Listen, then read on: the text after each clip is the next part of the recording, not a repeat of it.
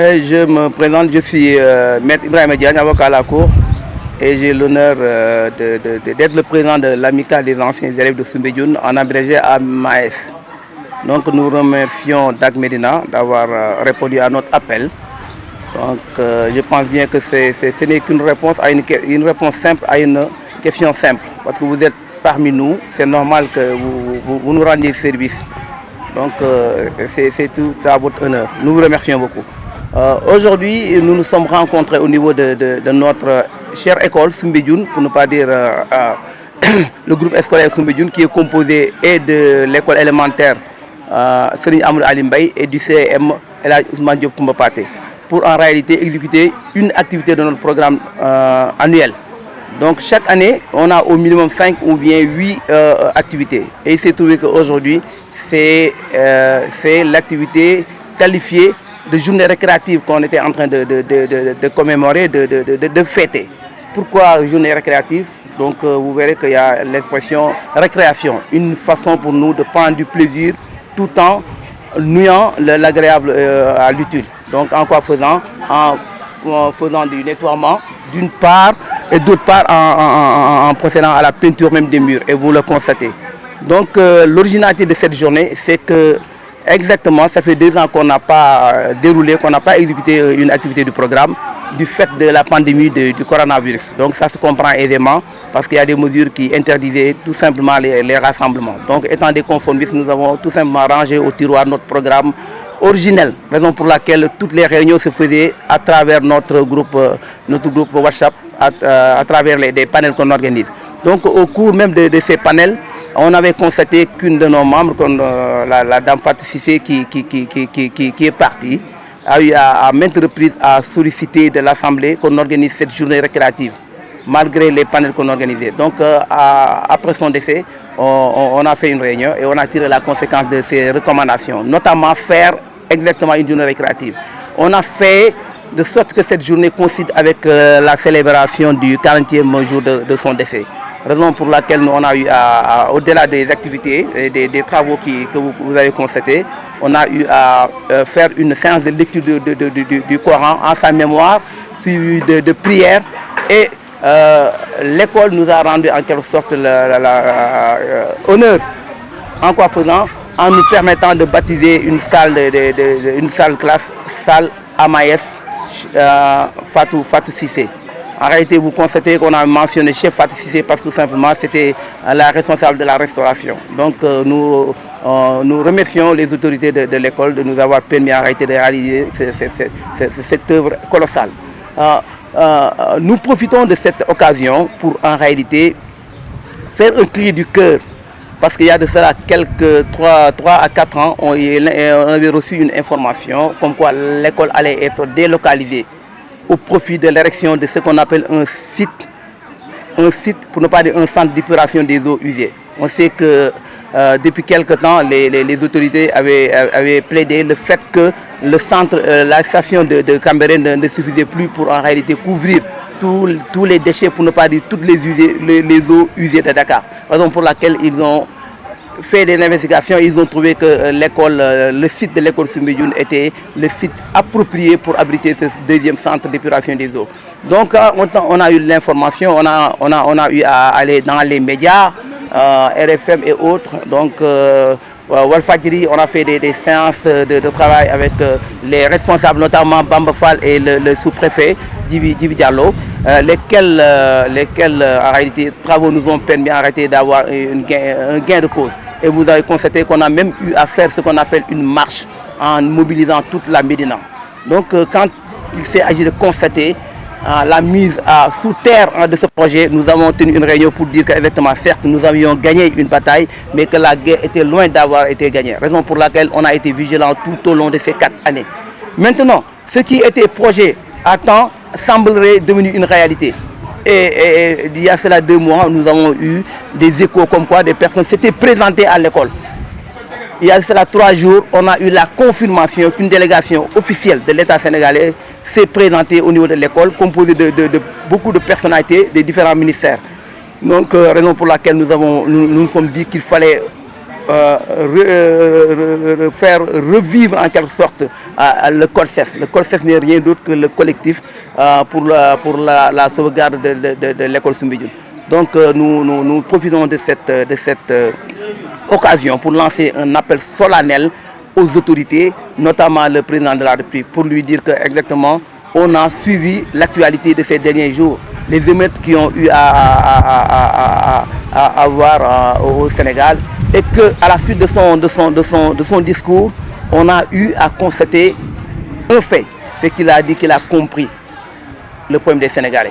Donc je pense bien que certains même ont eu à dire que c'est parce qu'il y a des mécontents, il y a des laissés pour compte, il y a même des lutteurs qui ont eu à vouloir mettre en avant leur force pour avoir quelque chose. Nous lui disons que, Monsieur le Président, vous avez dit que vous avez compris, mais que peut-être vous n'avez pas tout compris. Nous, ce qu'on a compris, c'est qu'exactement une jeunesse qui est éduquée, en réalité une jeunesse qui a eu à profiter en quelque sorte de ce privilège des classes, cette jeunesse ne se présentera jamais pour faire des actes de vandalisme, pour être des nervis et autres. Donc nous lui demandons tout simplement de travailler à la base. Travailler à la base revient tout simplement à renforcer les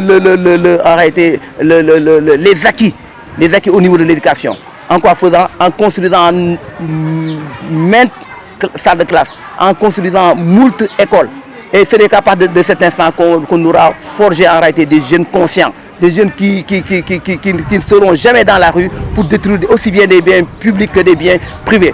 Donc nous demandons au cher président de tout simplement de plaider la cause de la jeunesse, de plaider la cause des enfants. Parce que exactement, il a été constaté qu'un penseur avait soutenu que fermer une école n'est rien d'autre qu'ouvrir en réalité une prison. Et je pense bien que cette école-là, au-delà de tout ce qui se dit, de tout ce que cette école représente aux côtés des autres écoles, cette école a la particularité d'être un symbole. Vous imaginez cette école, en 1956-57, a abrité des réunions de la Fédération du Mali, dirigée en son temps par Mamadou Dia. Donc pour vous dire qu'en réalité, c'est un symbole. C'est un symbole. Dans cette école, il y a eu des avocats qui sont sortis. Maître Fodé Ndiaye, Maître Bamba Cissé, le général Abdoulaye Fall. Toutes ces personnes-là ont eu à cheminer dans cette école. Le professeur, en réalité, Khalifa Sall, a eu à donner des cours d'histoire-géographie. Il a été mon enseignant.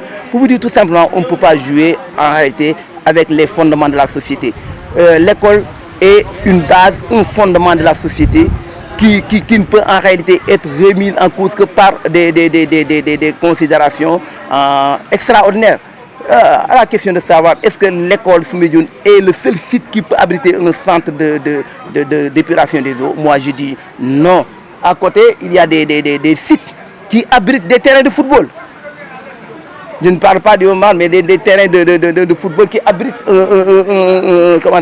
une sorte de terrain d'atterrissage des hélicoptères et autres. Pourquoi on ne peut pas prendre ces sites-là qui n'ont aucun apport si ce n'est que des apports privés? L'école est là pour la nation. C'est là où on forge en réalité les enfants. Donc nous, à notre niveau, je pense que nous sommes tenus d'une obligation de moyens. Nous allons nous battre jusqu'à obtenir en réalité un résultat. Maintenant, de quoi demain sera-t-il fait? On ne le sait pas, mais en tout état de cause, nous sommes donnés, fixer un objectif, créer les conditions pour que l'école soit maintenue. Là, je suis derrière moi, mes jeunes frères de la génération en réalité 2002. Ils sont sortis de cette école depuis 2002, donc on leur rend hommage. À chaque fois, ils se présentent pour faire avec nous des travaux d'embellissement, des travaux de nettoiement de l'école. Donc la cause est entendue. Nous allons créer les conditions pour voir les autorités et à notre manière faire de sorte que les droits de l'école soient rétablis. Donc en réalité, remettre en cause l'école revient tout simplement à créer les conditions de créer une jeunesse vandale. Permettez à ces jeunes-là en réalité de profiter de ces privilèges de l'école. Et une dernière remarque, c'est que j'ai eu le mérite d'être dans cette école primaire et dans l'école secondaire. Mais vous imaginez, dans presque ma famille, une grande famille, je suis le seul à avoir échappé en quelque sorte au virus de la pêche. Tous les autres membres de ma famille et de mes familles sont des pêcheurs. Vous imaginez. C'est parce que dans ce milieu-là, on est hostile aux études. Si ces gens, ces pêcheurs, se permettent d'amener les enfants au niveau de l'école, c'est parce qu'ils ont été contraints. Parce qu'il n'y a pas à dépenser un transport ou bien ne serait-ce que de l'argent pour que ces enfants se présentent à l'école. Donc vous imaginez, si cette école est délocalisée, moi je dirais si cette école est détruite, parce que délocalisation, c'est le mot en réalité pour faire plaisir. Mais c'est détruire une école. Quand on détruit cette école, on va détruire l'espoir de tout un quartier, de toute une ville, de toute une nation. Donc je demande au président en réalité de faire de sorte que cette population environnante ne soit pas en réalité en majorité des pêcheurs. Donc nous demandons solennellement à M. le Président, aux autorités de faire de sorte que l'école puisse survivre. Donc nous profitons de l'occasion pour remercier toutes les personnes, notamment vous qui habitez la Médina, qui êtes parmi nous. Je pense bien que certes vous avez l'habitude de faire de belles choses, mais aujourd'hui, dites-vous que vous avez fait une belle chose, mais multipliée par 10. Parce que tout simplement, vous rendez un honneur à la cause des enfants, une cause très noble. Donc je pense bien qu'on ne peut que prier pour que le bon Dieu réalise vos projets en réalité dans le milieu. On vous remercie.